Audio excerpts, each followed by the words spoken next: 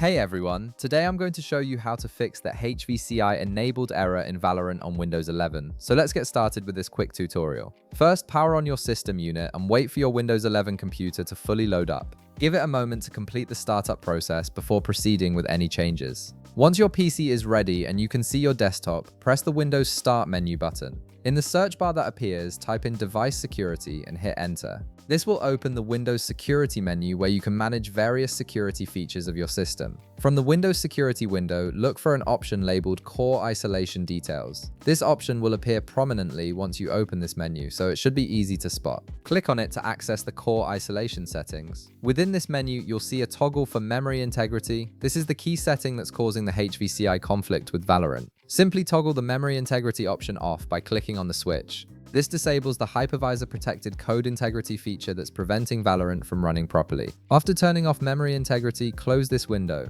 Now, before you restart your PC, there's one more important thing you need to verify.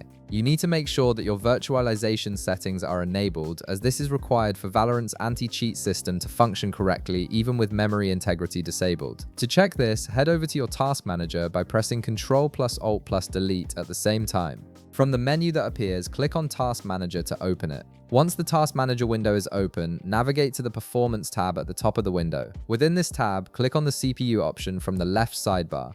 This will display detailed information about your processor's performance and capabilities. Look at the bottom part of this window and you'll see the virtualization status listed there. Make sure this shows as enabled. If it says disabled, you'll need to enable it through your BIOS settings before Valorant will work properly. Assuming virtualization is enabled, you can now close the task manager and restart your PC for all the changes to take effect. And that's it. You've successfully fixed the HVCI enabled error in Valorant by disabling memory integrity while keeping virtualization enabled. If this video helped you out, be sure to leave a like, subscribe, and I'll see you in the next one.